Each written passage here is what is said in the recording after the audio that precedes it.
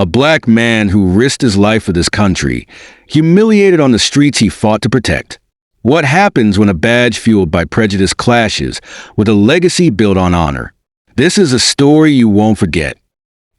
It was a quiet afternoon in a small suburban town. James Carter, a 65-year-old retired Marine and a proud black man, was simply walking to a diner he had frequented for years. Dressed in a casual shirt and jeans, Carter's presence drew the attention of someone who saw more in his skin than his humanity. That someone was Officer Travis Reynolds. But here's the twist. Carter wasn't just another citizen. He wasn't even just another veteran. This man held a position of power that would soon send shockwaves through the community and leave the very officer who attacked him scrambling to salvage his career. What you're about to witness is more than an encounter. It's a reckoning, a moment that exposes the deep cracks in a system built to protect, but too often weaponized against those it should serve. Stay with me as we unravel how this simple walk turned into a moment that forced the town to confront its own prejudice. Let's start from the beginning. The road to this moment wasn't paved overnight. It's built on decades of unchecked power, bias, and systemic failures that allow prejudice to thrive under the guise of authority. To truly understand what happened on that fateful day, we must first look back at the bigger picture. Because this wasn't just an attack on one man. It's part of a much larger story, one that reveals cracks in the very foundation of justice. For years, the intersection of race and law enforcement has been a hotbed of controversy and injustice. Study after study reveals the same disturbing pattern. Black individuals, especially black men, are disproportionately targeted by police. Statistics paint a grim reality. Black men are 2.5 times more likely to experience police violence than their white counterparts. Traffic stops, wrongful arrests, and excessive force are not isolated incidents. They are the norm in far too many communities. This isn't new. It's woven into the fabric of history, from the Jim Crow era to the modern-day policing practices that often rely on profiling rather than protection. Yet, in the face of these challenges, some individuals rise above the odds, determined to carve out lives of dignity and service. James Carter is one of those individuals. James Carter is a name that commands respect. A 65-year-old retired Marine, Carter dedicated over 3 decades of his life to serving his country. He fought in 2 wars, earning medals for bravery and leadership. But for Carter, it wasn't just about fighting battles abroad. It was about standing for integrity at home. After retiring, he returned to his home state, hoping for a quieter life, a chance to reconnect with the community he loved. But James wasn't the kind of man to fade into the background. Just months ago, he was elected as the town's mayor, becoming the first black man in history to hold the position. To many, he was a symbol of progress. To others, including people like Officer Travis Reynolds, his success was a challenge to the status quo. Then there's Travis Reynolds, a young officer who wore his badge with pride but wielded it with prejudice. Reynolds was known around town for his aggressive policing style. While others turned a blind eye, members of the black community spoke in hushed tones about his history of profiling. He had stopped more black drivers, detained more black pedestrians, and issued more citations in predominantly black neighborhoods than any other officer in the department. Despite mounting complaints, Reynolds faced no formal disciplinary action. His superiors dismissed concerns as overblown or misunderstood. After all, he got results, and that's what mattered in their eyes. But beneath the surface, Travis Reynolds was a man whose unchecked power would soon collide with the wrong target. And then there's Erica Carter, James's daughter, a fierce advocate for justice and equality. She followed in her father's footsteps in more ways than one. As an attorney, she spent years fighting for marginalized voices, taking on cases most others would shy away from. But Erica wasn't just passionate, she was relentless. When her father became the mayor, she knew his position came with risks, but even she couldn't have predicted the storm that was about to engulf their family. Erica would play a pivotal role in unraveling the truth, using her sharp legal mind and determination to hold people accountable. In this story, she becomes more than a supporting character. She's the catalyst for the reckoning that follows. This story isn't just about one man or one cop. It's about power, race, and the delicate balance of justice in America. James Carter represents countless black individuals who have fought for dignity in a system that too often devalues their humanity. Travis Reynolds represents a culture of impunity, where authority shields prejudice and accountability is a distant dream. But this story is also about hope, about what happens when truth comes to light, and about how one moment can force a reckoning that echoes far beyond the individuals involved.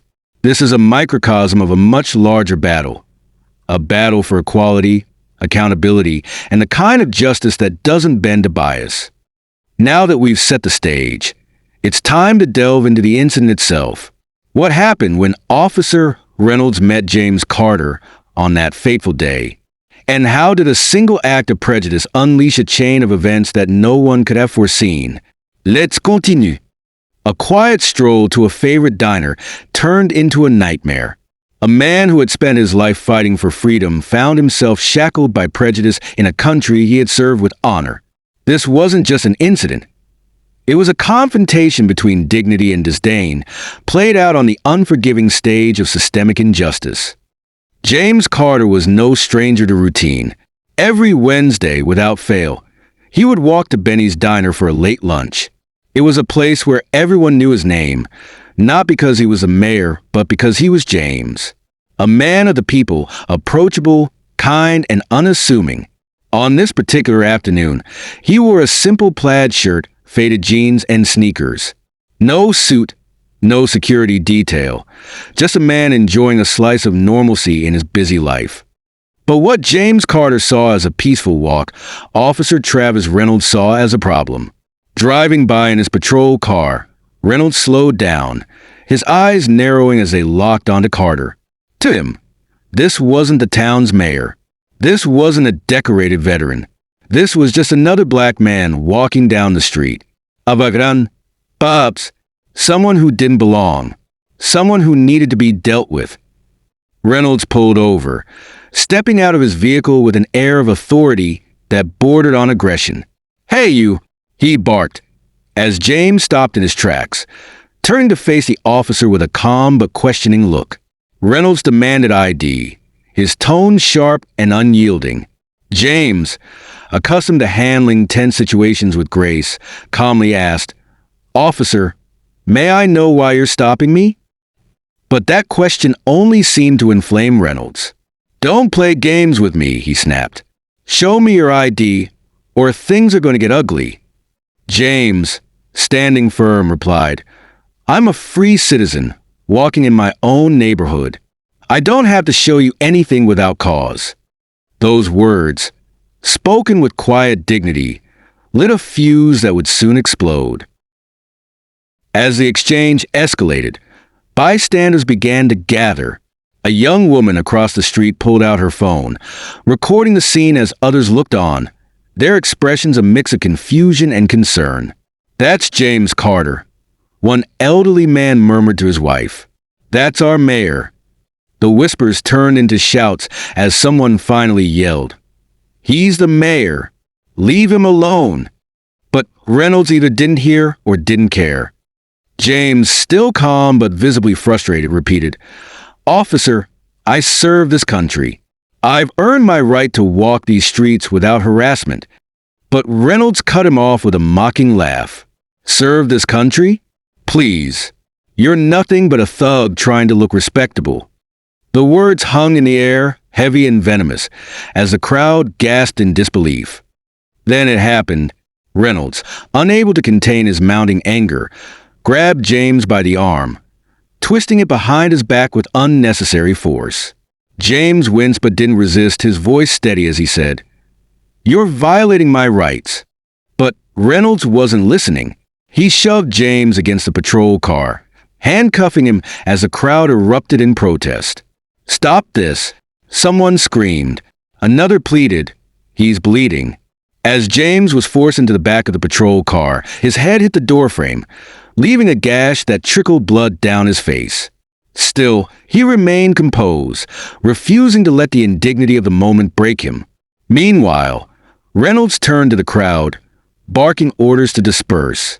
But the phones were still rolling, capturing every second of the ordeal.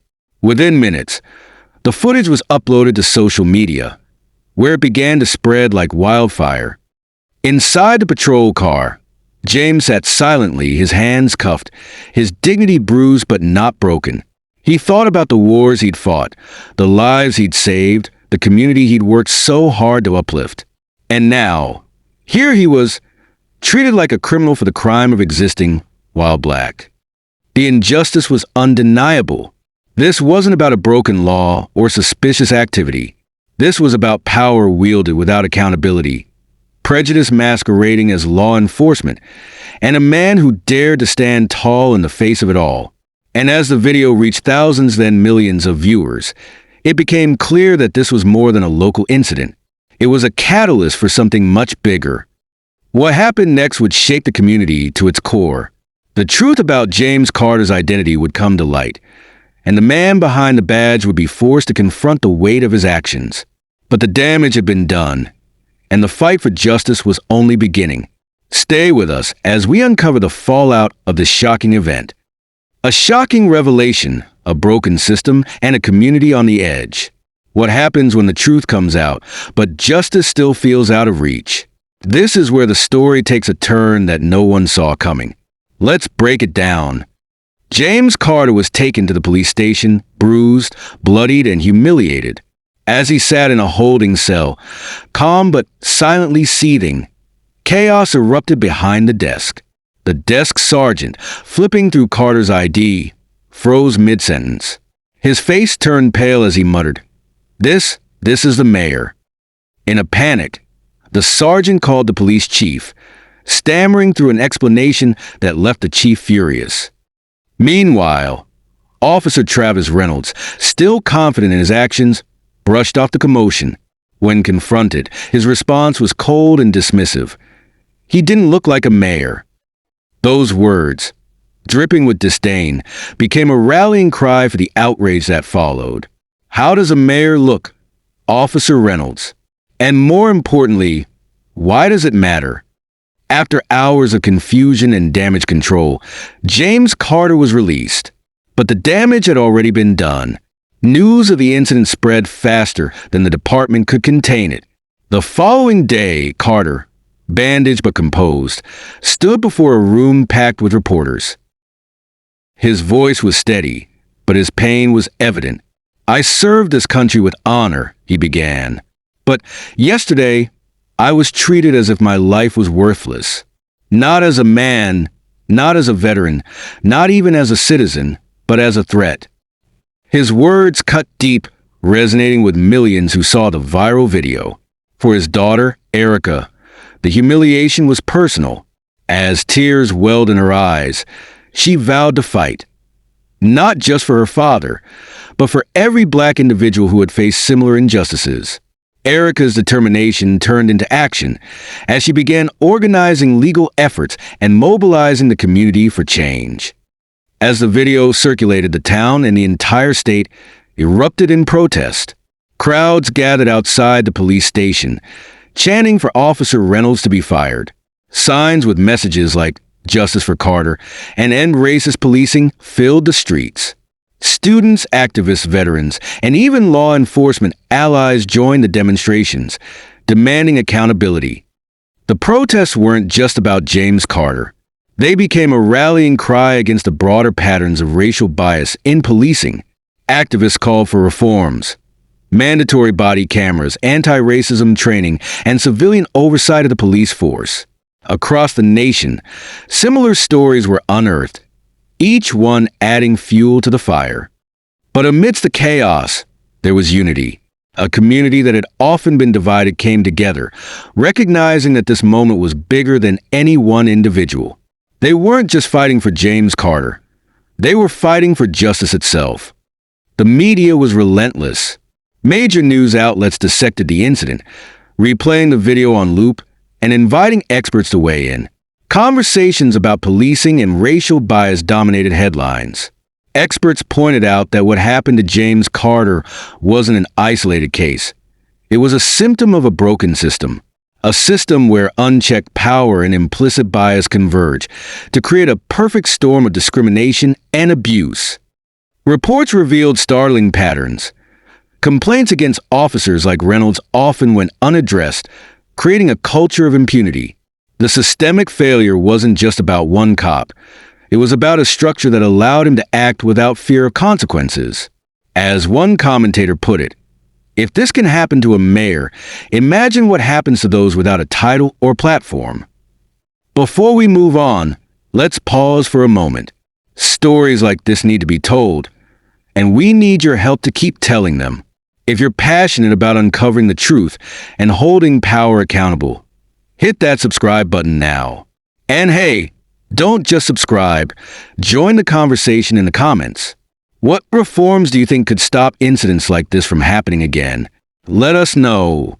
Your voice matters, and together, we can push for real change. Now, let's get back to the story. What happened next was nothing short of monumental. The fallout of this incident forced a reckoning, not just for Officer Reynolds, but for the entire town. But was it enough? Could justice truly be served? Let's find out. The truth was out, the damage was done, and the world was watching. But would accountability finally win over impunity? This is a moment where justice is tested, where promises are made, and where the cracks in the system either begin to heal or grow deeper. Let's dive into what happened next. The pressure was immediate and overwhelming. With protests outside the station, media scrutiny at an all-time high, and video evidence spreading like wildfire, the department had no choice but to act. Officer Travis Reynolds, once untouchable in his authority, was placed on immediate suspension. For many, this was a small victory, but it wasn't enough. The calls for his resignation grew louder with each passing day. Under mounting pressure, Reynolds resigned from his position, but the story didn't end there. A civil rights investigation was launched, targeting not only Reynolds but also the systemic failures within the department. This was a turning point, a rare acknowledgement that the problem was bigger than one officer. The investigation promised to uncover patterns of racial bias, inadequate oversight, and a culture that had allowed someone like Reynolds to operate unchecked.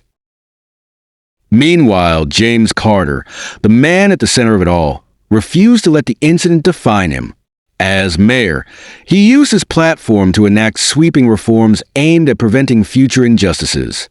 Among these were mandatory racial bias training for all officers, the establishment of civilian oversight committees to hold the police accountable, and the implementation of body cameras on every officer in the department. These reforms were groundbreaking for the town, but Carter knew they were only the first steps in a much longer fight. But even as changes were made, questions lingered. Was it enough? Critics argued that while the reforms were significant, they didn't address the deeper, systemic issues that allowed racism to fester within law enforcement. How do you change a culture that has been built on bias and inequality for decades? How do you rebuild trust in a community that has been failed so many times before? And then there was the broader question. What about the respect owed to veterans like James Carter? The incident sparked a nationwide debate about how black veterans are treated, not just by the police, but by society at large. How is it that someone who has sacrificed so much for their country can still be seen as less than? These conversations became the backdrop for a larger movement, pushing for both racial equality and recognition of the sacrifices made by veterans of all races. For some, the resignation of Officer Reynolds and the new reforms represented progress. For others, it was a reminder of how much work still needed to be done. The story didn't end with accountability. It ended with a challenge to keep pushing for justice. So, where do we go from here? It's easy to watch stories like this and feel helpless. But real change starts with each of us. Advocate for police accountability in your community. Support organizations fighting for racial justice. And most importantly, vote for leaders who prioritize equity and reform. Every voice matters, including yours. If you're inspired by this story and want to see more content that shines a light on injustice, hit that subscribe button now. Let's build a community that doesn't just watch these stories but acts on them. And hey, while you're here, drop a comment. What reforms do you think are most needed in law enforcement today? Let's get the conversation going. James Carter's story is one of pain, resilience, and hope. It's a reminder that even in the face of injustice, we can find the strength to fight for a better future. But the question remains, will we rise to the challenge? Let's talk about it in our next segment. It's easy to look at this as just another story, another headline, another viral video. But this story isn't just about one man. It's about all of us. It's about the systems we live under, the biases we allow, and the courage it takes to demand better. This is more than a single moment of injustice. It's a wake-up call for a world that desperately needs change. Mayor James Carter stood tall, even in the face of humiliation, because he understood the bigger picture. This wasn't just about what happened to him on that quiet afternoon. It was about the countless others who have faced similar injustices. People whose stories didn't make the news, who never got the chance to tell their side. His dignity, his calm defiance, and his refusal to let this moment define him are lessons for us all. When he addressed the press, still bearing the physical scars of his ordeal, his words carried a weight that went beyond the room. He said, "If we don't stand for justice today, what kind of world are we building for tomorrow?" Let that sink in for a moment. What kind of world are we building if we stay silent? If we let moments like this pass without action? This story is a mirror reflecting the realities of prejudice and the power of resilience. It's a call to every one of us to stand, to speak, and to demand the kind of justice that doesn't bend to bias or power. James Carter's story reminds us that change starts with courage. It starts with recognizing injustice, calling it out, and refusing to let it stand. His words challenge us to think beyond ourselves, to consider the world we're shaping for future generations. What legacy will we leave behind if we don't act?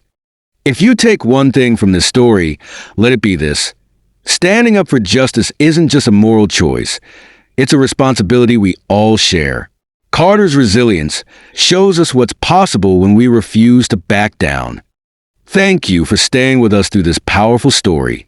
If this touched you, if it made you think, or even made you angry, don't let it stop here. Hit that subscribe button right now and join us in shedding light on these crucial stories. Let's build a community that doesn't just watch injustice, but works together to fight it. And hey, before you go, here's a challenge. Drop a comment below and tell us what steps you think are most important to bring about real change.